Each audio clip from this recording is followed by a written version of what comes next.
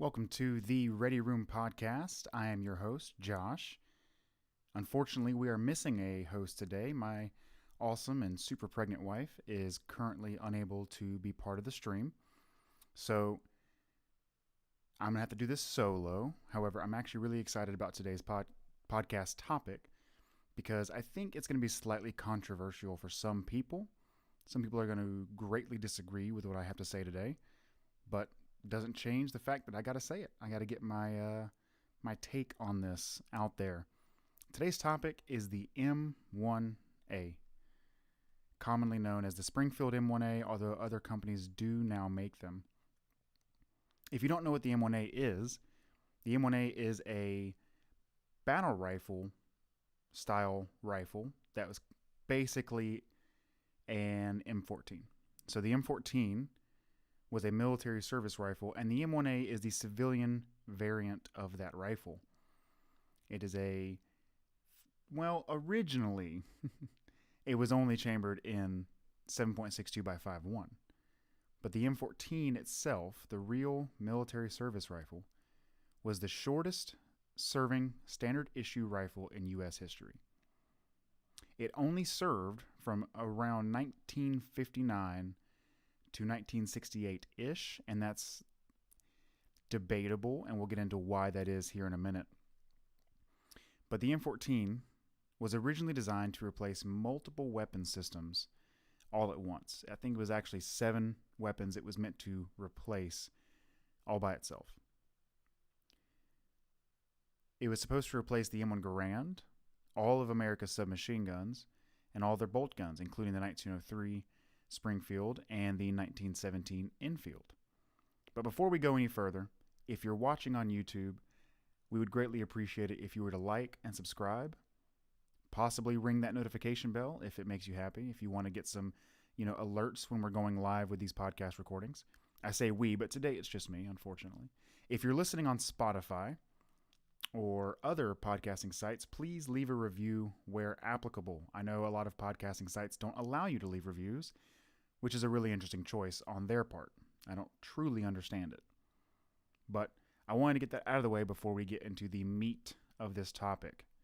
So back to the M1A / the M14. Because first of all, we're going to go over some history on this rifle and this platform. Let's just call it a platform for now, because the M14 and the M1A aren't identical, but it's the M14 / M1A platform.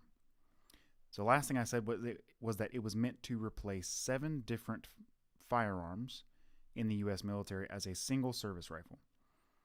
It immediately ran into issues because the 7.62 by 5.1 caliber or cartridge does not lend itself very well to full auto fire from the shoulder or from the hip, just like the BAR did not lend itself well to full auto fire because it was 30-06, and it was however, I will give the bar credit, it was heavier than the the M14. So it played a different role as a light machine gun, but a lot of times it was fired from the shoulder or from the hip. So the M14 was a gas piston battle rifle, and that battle rifle term you start to see thrown around a lot post World War II as countries look for full cartridge, but also intermediate cartridge.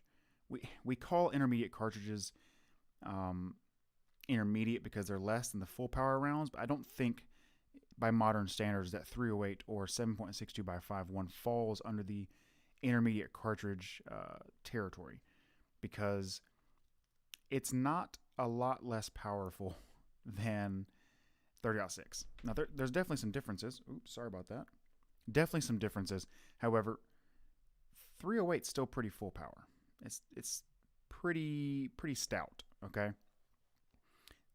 You see 5.56, the Soviet Union's 5.45. Those are all intermediate cartridges. 6.5, all of the 6.5 cartridges are considered intermediate, but 7.62 by 5.1, not quite. But you start to see these battle rifles that are select fire.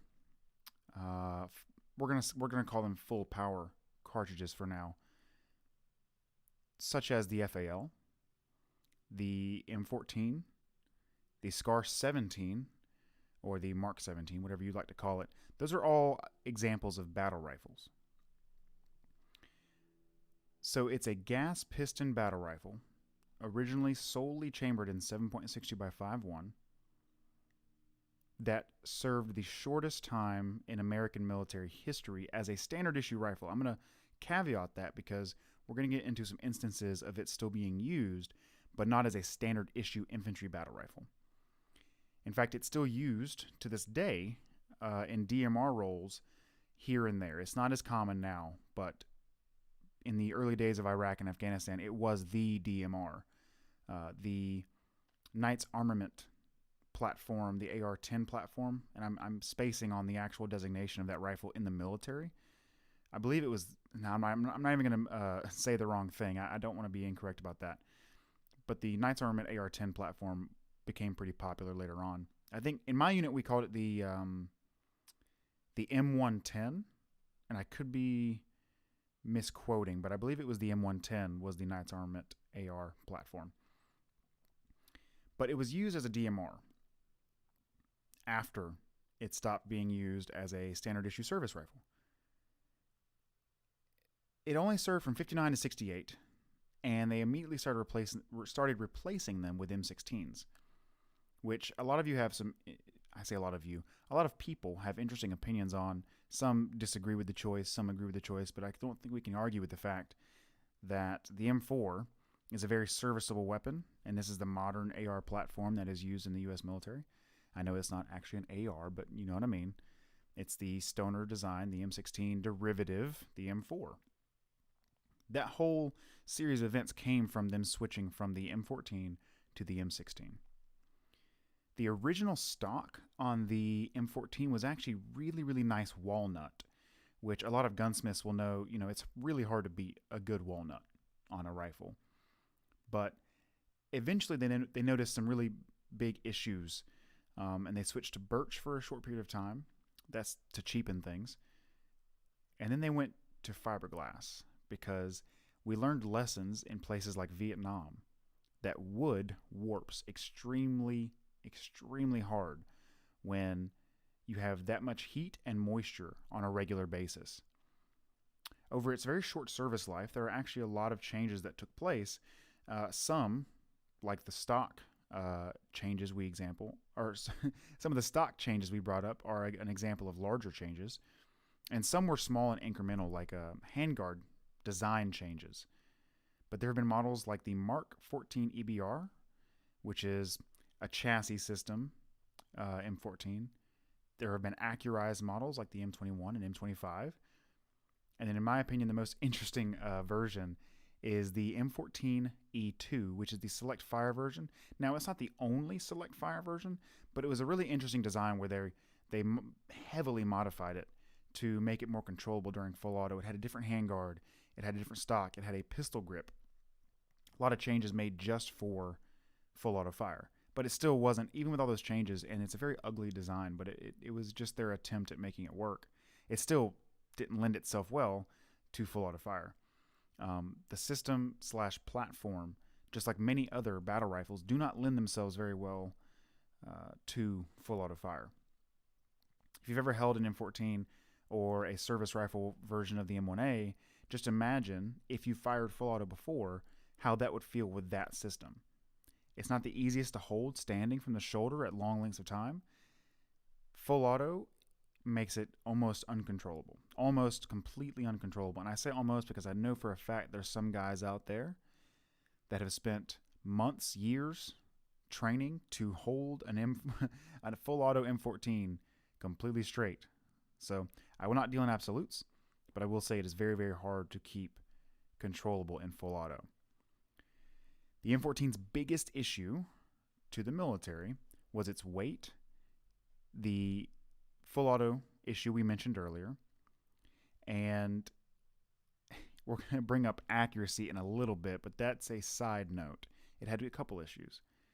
The M1A itself has been being produced since the 70s for the civilian market, and it has been very, very popular, despite the price skyrocketing throughout the years to around, I think before the pandemic, we were seeing M1As, like base model, just base Springfield M1As, nothing special, no SOCOMs, no Scouts, for around $1,100 to $1,300 in the store. So street price. And I say street as in not literally on the street, but in your local gun shops.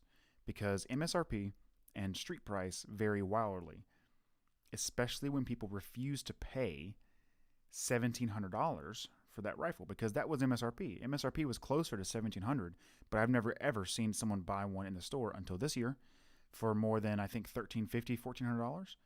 And that's just because the market, people are going to buy what they're going to buy. They're going to spend what they're going to spend. And if you can't sell the gun at $1,700, you're going to have to drop the price to get rid of it. Let's take a side note real quick. SCAR owners, stop paying $3,500 for a SCAR. Stop. If you stop for long enough, FN will eventually have to reduce, let's just say, the MAP price, because the shops that buy the guns have to pay quite a bit, and they can only drop the price so far.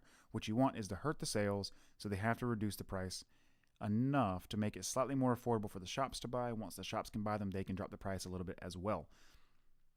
That would take a long time, unfortunately, because they have military contracts. So I'm not sure how long it would take to drop the price on a SCAR, but you're paying too much for a SCAR when you pay $3,500.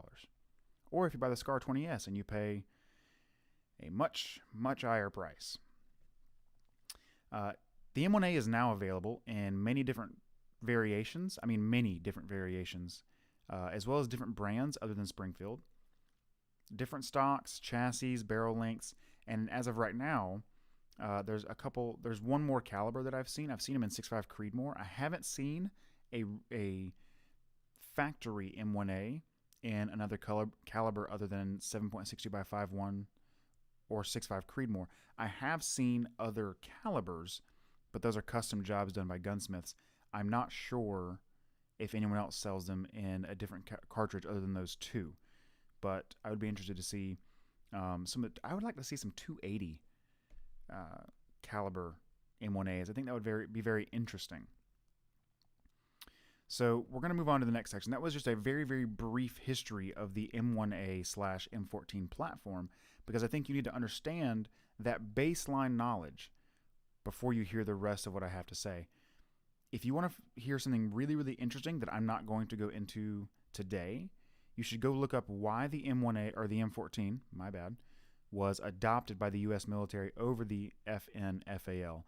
I think if you're a gun nerd, you're really going to find that story interesting and funny, but also not the least bit surprising. It's an interesting story. You should definitely look into it if you have the time. So, I'm going to start this next section with a very clear statement. I like the M1A. I like it. I want you to make sure you understand that before we move on. I do enjoy the M1A platform. I think it's very fun to shoot. It's a reliable system. It's fun. Why? There's nothing wrong with enjoying something because it's fun, and the M1A is definitely fun, and it's a decent rifle. My issue that I'm about to bring up stems from some people in the firearms community who have been spreading myths about the M1A. So, back in 2019, I met a man who walked into the gun shop with a nice Pelican case, and he told me he just got back from Clinton House. He was doing some precision shooting. These are his words, not mine. He was doing some precision shooting with his favorite rifle, the best rifle he's ever bought. And I was like, oh, that's awesome, man. So he opens the case up, and there's a baseline Springfield M1A.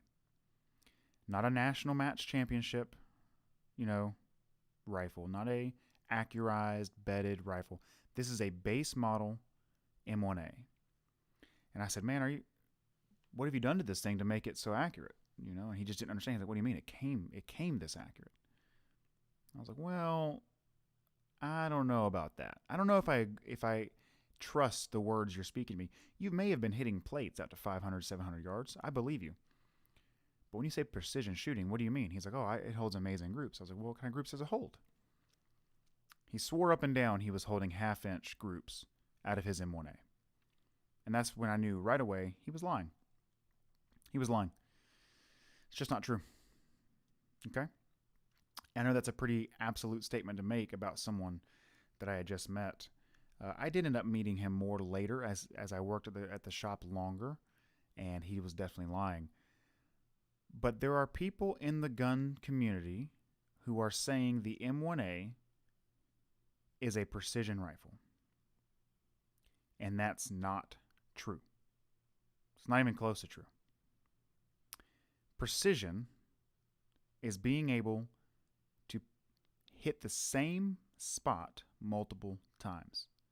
Okay, and that's a very basic view of the word precision. But accuracy is being able to hit what you're aiming at, and precision is being able to repeat that hit. So if a gun, in whatever state it's currently in, can hold a 0.1 inch group at 100 yards, it's very precise. But what if that group was 4 inches away from where you were aiming? Well, it wasn't accurate at the point, and that's just an optics or a iron sights setup problem that you can fix. But the weapon's precise. So, why is the M1A not precise? Well, we'll get into that here. We're going to get into a couple different reasons, a couple different topics, but I don't understand who started the myth that the M1A was precise. I've shot a few of them, and I mean, I'm underselling the word few. I've shot more than a few of them, some with optics, some with iron sights. I have never once found a single one of those M1As to hold a 1 inch group at 100 yards. And you're saying that, well, that just could be you. You're right. It could be me. However, I've been able to hold 1 inch groups with M1 Garands.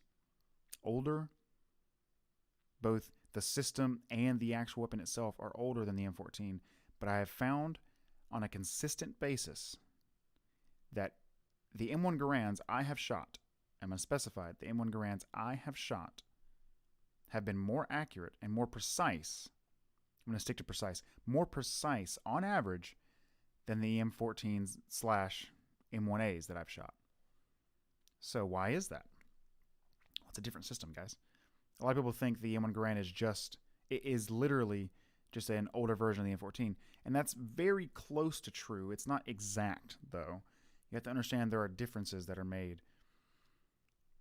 But the M1A is a fine battle rifle. I actually really, really like the M1A. I like the SOCOM models. I like the EBR chassis. I like a lot of the different M1A setups. They're fun. But it's not a precision instrument.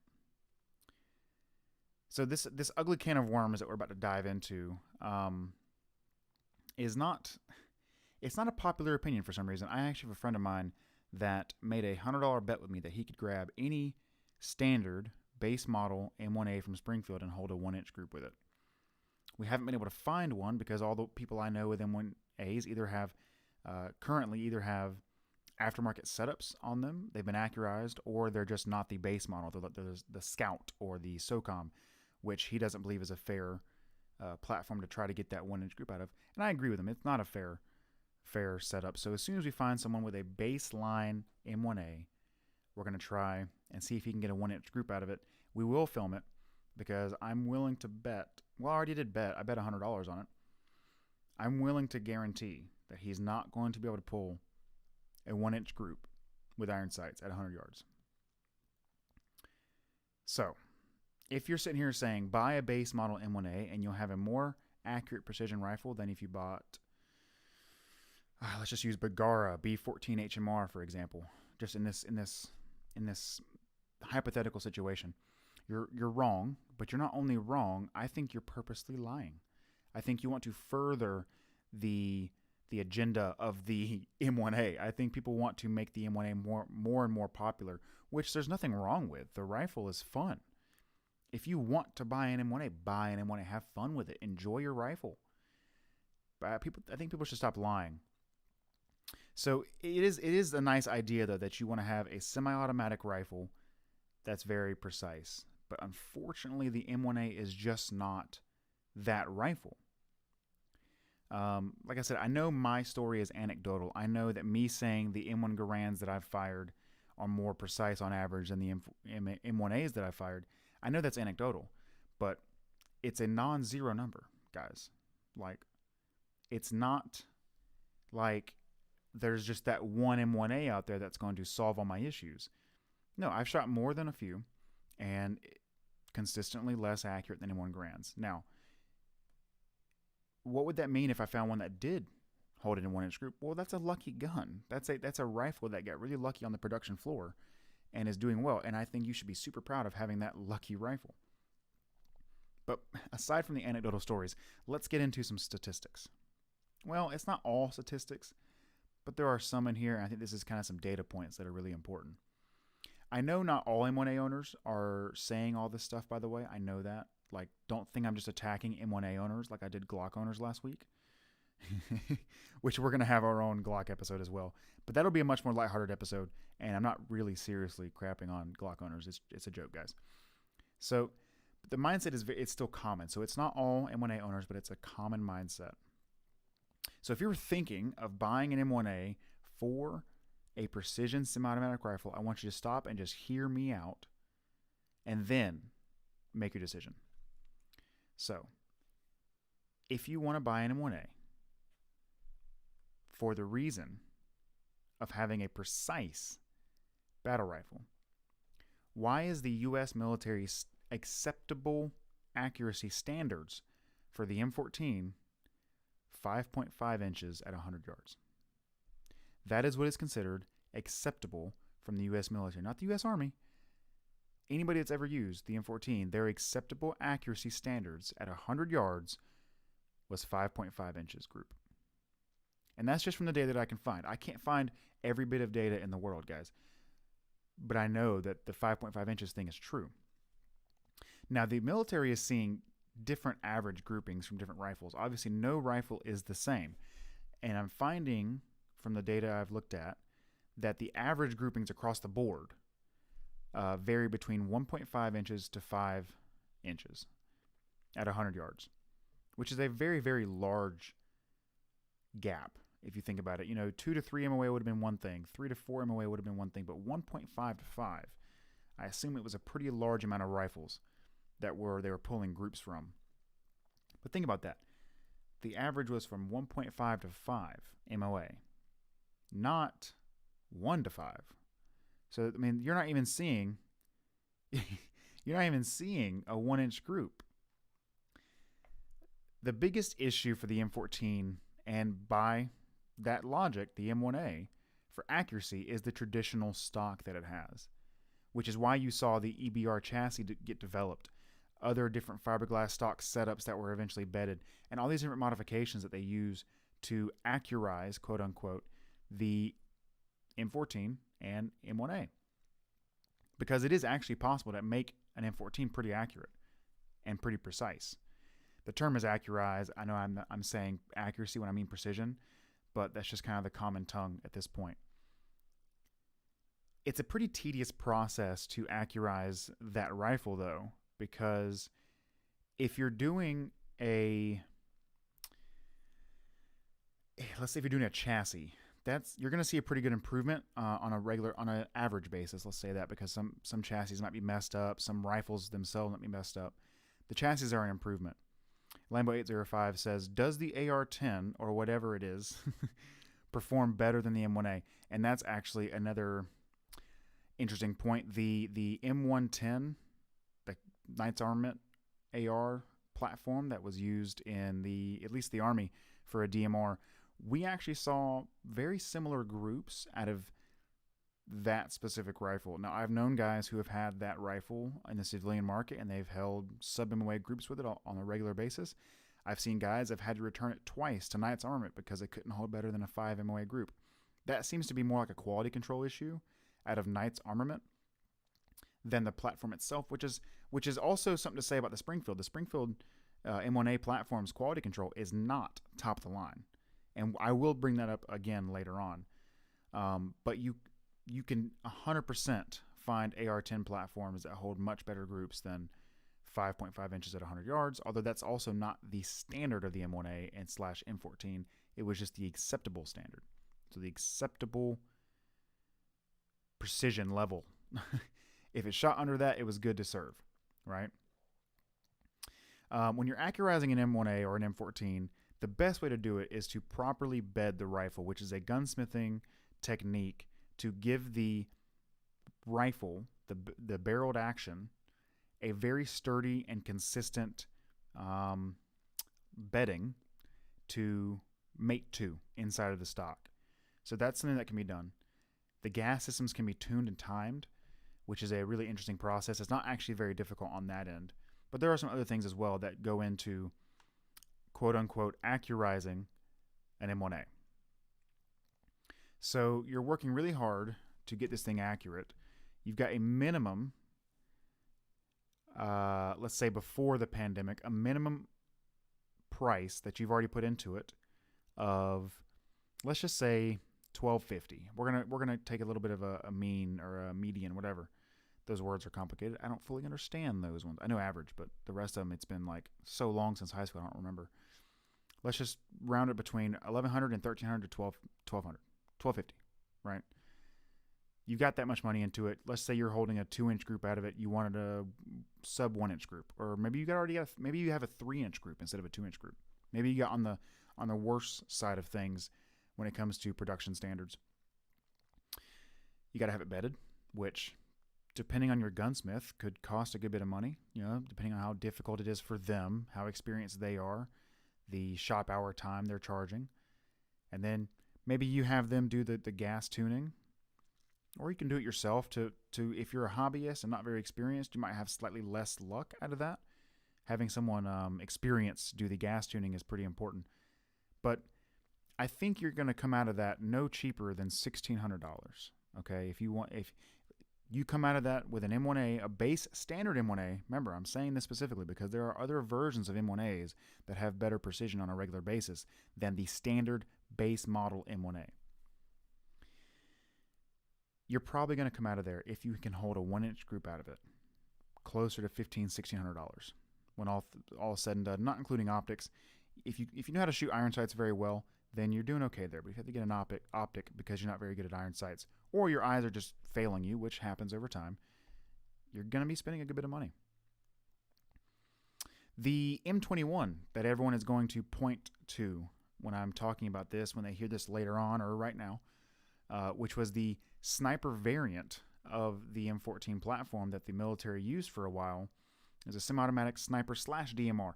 A lot of the times when you saw M14 platforms as a DMR later down the road, they were actually M21s.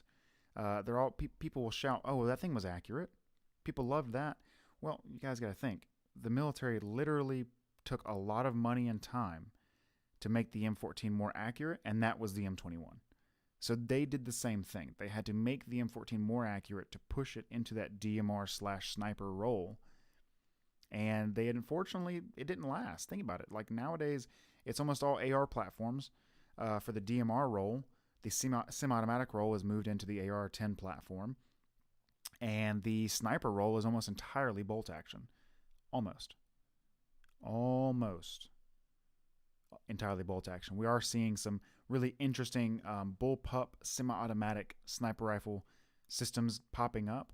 I'm not sure if any of them have been formally adopted, but they're getting really interesting. I'm glad to see this R&D and firearms development actually push forward and bring new innovation to the market.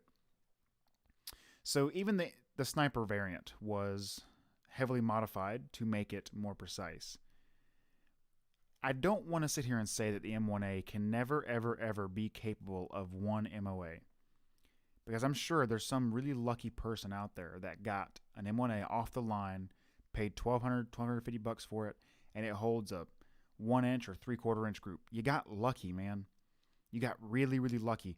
Just like you can buy a Remington 700, $500 rifle, and you might get lucky and it might be a 1-inch group gun. But more often than not, it's a 2-inch gun.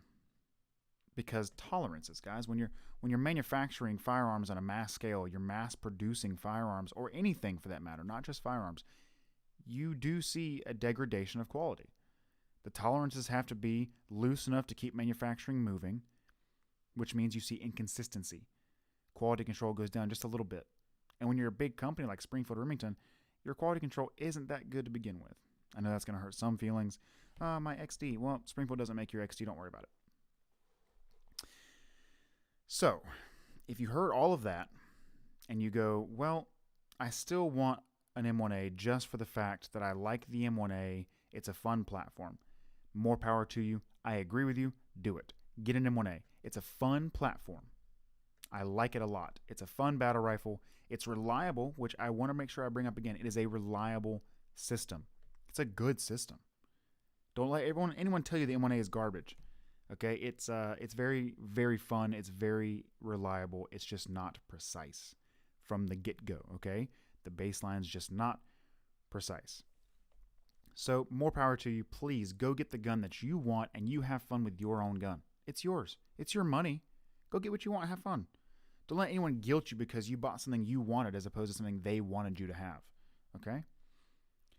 But if you heard all that and you're thinking, well, maybe I don't want an M1A now because I thought it was going to be pretty precise. What are your options? You've got a few. Okay? You've got a good bit of options. If you were looking for just a precise rifle in the same price range as the M1A pre-pandemic, $1,100 to $1,300 on a good day, depending on, the wind and what part of the country you're in, I think you should look into some bolt action guns, okay? You can find a pretty wide range of bolt actions in that price range that will offer you consistently sub-MOA groupings with proper ammunition and proper, shooting technique.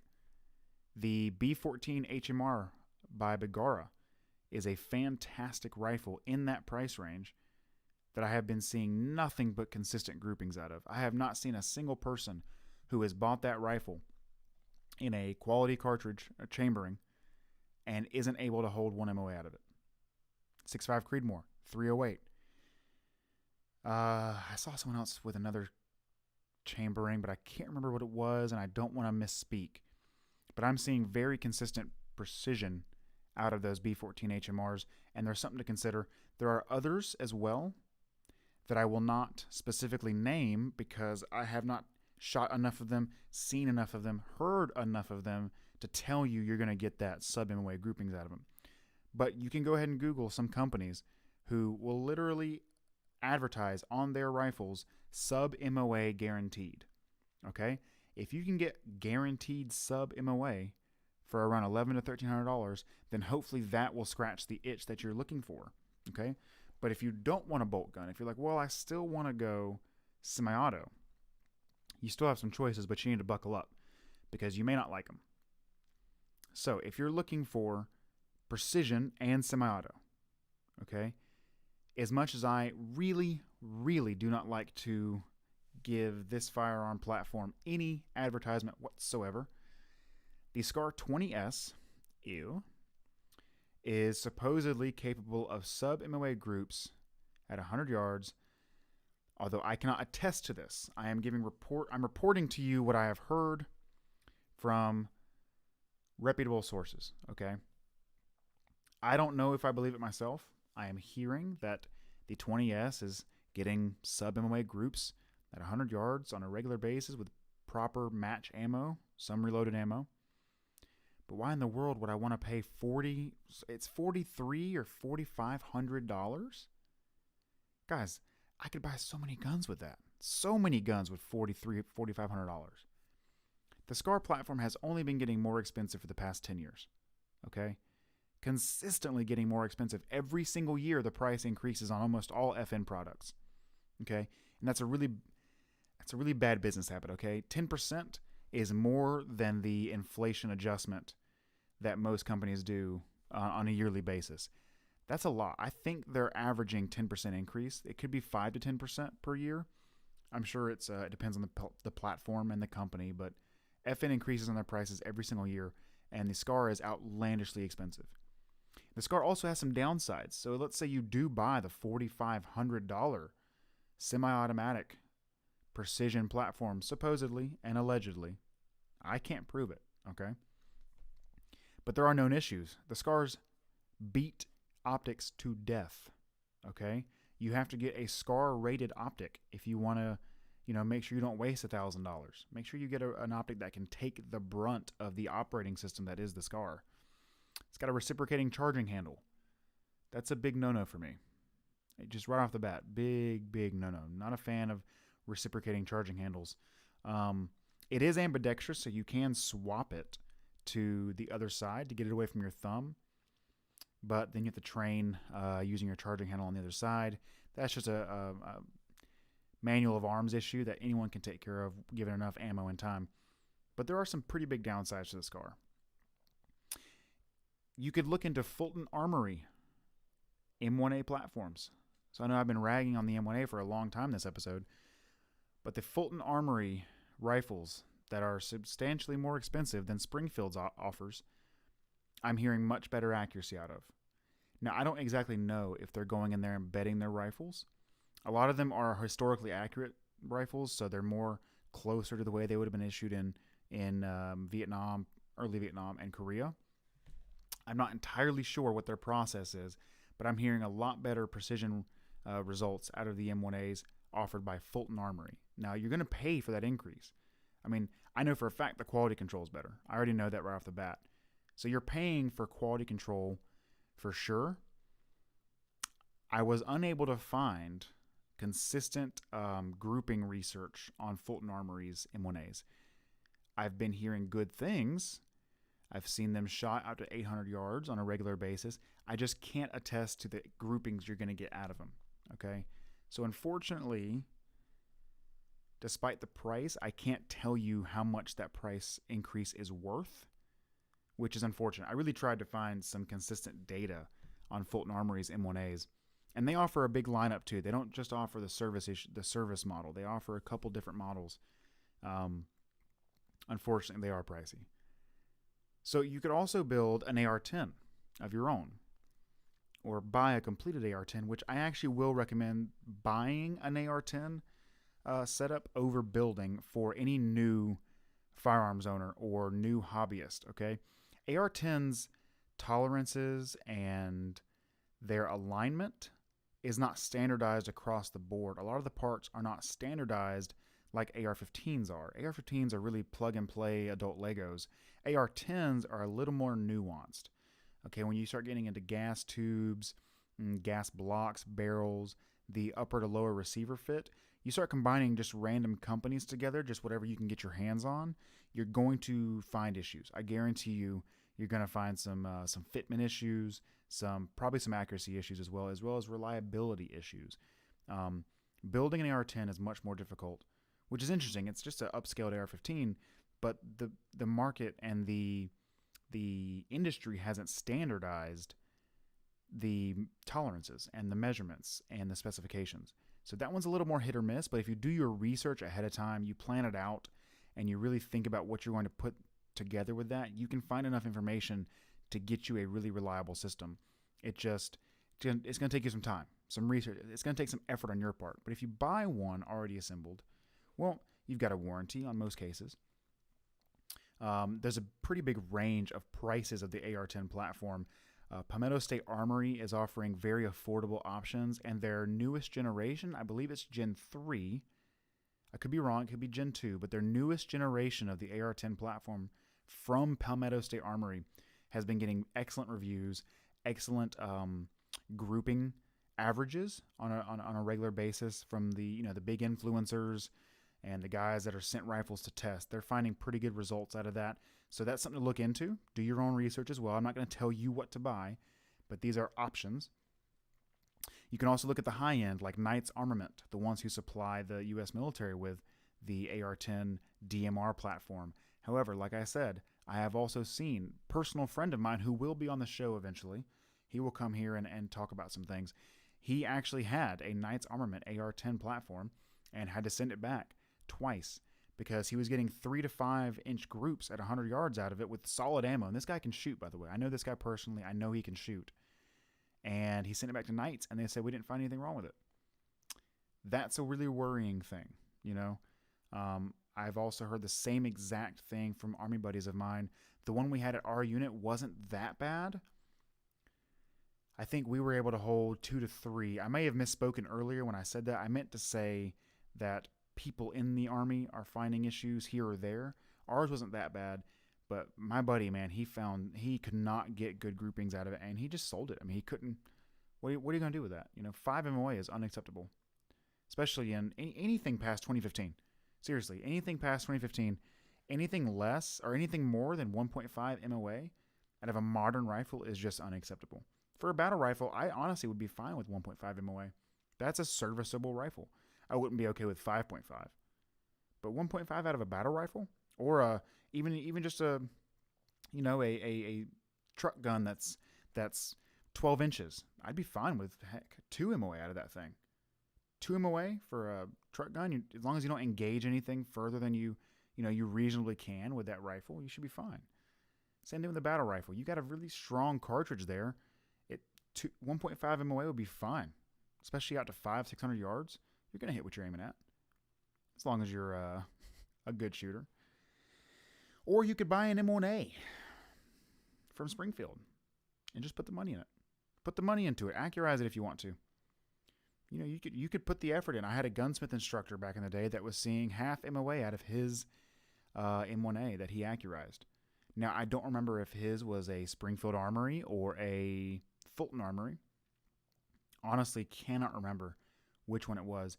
He put a lot of time and effort into making his precise, and he was seeing really good groupings out of it. Now, he's a gunsmithing instructor, okay? He's a experienced gunsmith. There's no telling what he would have charged to do that for somebody else. I warned you that if you're going to accurize it, you're going to have some money into it. But that's no different than having some money into a SCAR 20S. In fact, it's half the price. That's no different than buying a built AR-10, especially in today's market. You have options, and if you have a set amount of money, you need to really try to maximize what you can get out of that set amount of money. There are a couple other options. Let's say you just want a battle rifle, but now that you've heard all this, you just don't want an M1A. Maybe you just don't want an M1A specifically. There are alternatives in the battle rifle platform. Okay? You could go old school. Get yourself a FN FAL. Get an old one. Have some fun with it, right? That thing was very serviceable for its time. In my honest opinion, the U.S. should have adopted the FAL over the M1A, but that's a conversation for another time. I seriously recommend you go look into why it wasn't adopted. It's a fun story, a kind of wild story, but like I said earlier, not unexpected. You could go a little more modern. Get the, is it DS Arms that makes the modern FAL? I think they call it the OBW or OSW or... Man, someone in the chat help me out here. What's the modern FAL variant?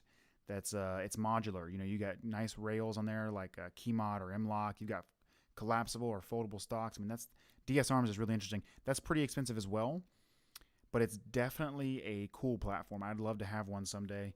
I might buy one, or if I can get one for testing and evaluation later down the road when this channel gets a little better, then that would be really awesome. You also have the Tavor. The Tavor system, you have the Tavor 7, I believe, is the 308 variant. Maybe also the 6.5 Creedmoor, although I think it's just 308 right now. I could be wrong.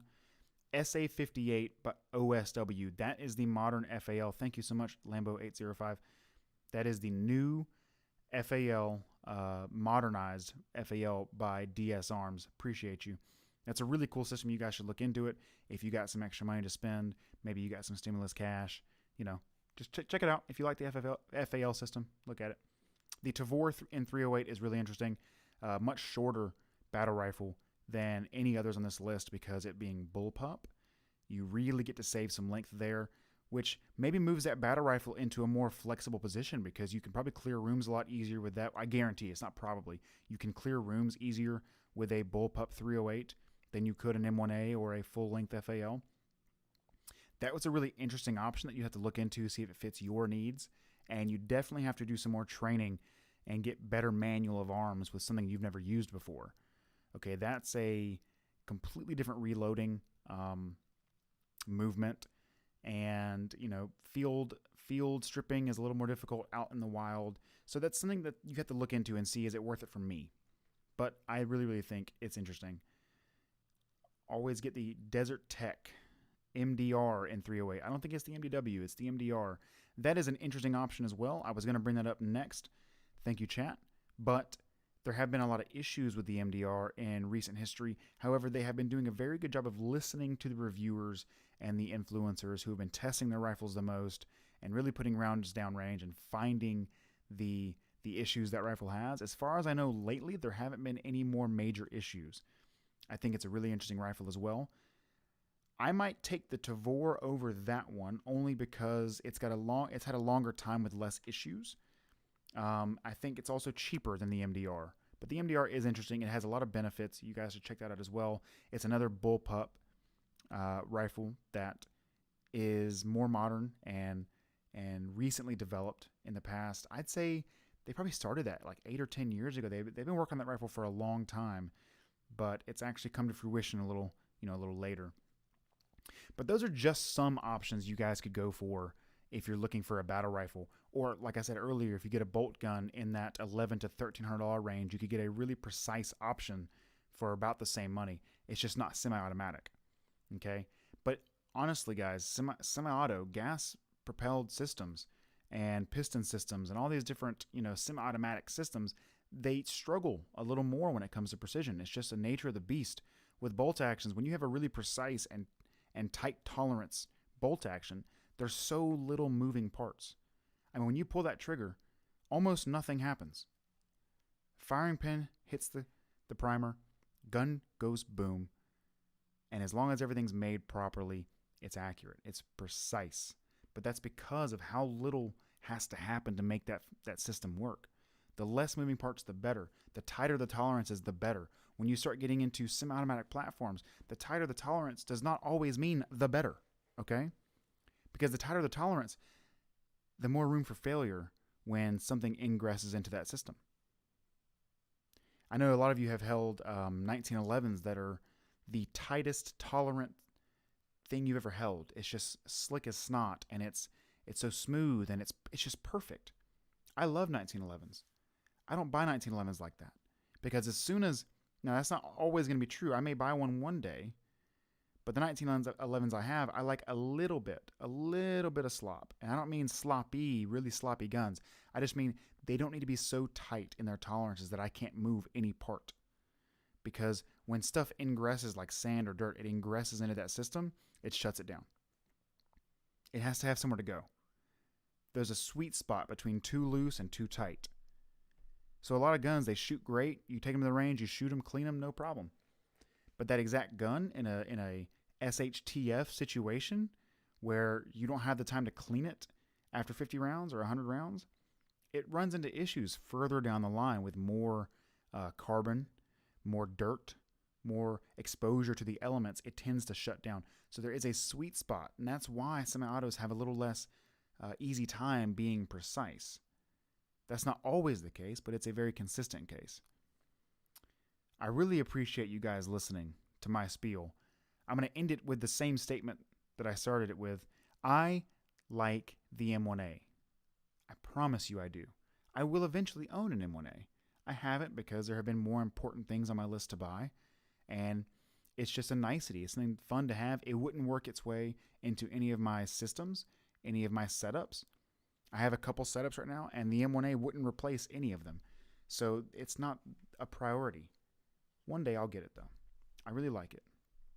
If you watched on YouTube, please, again, like and subscribe. Hit the notification bell if you would like to have notifications when this channel goes live or when future episodes come out. We would greatly appreciate it.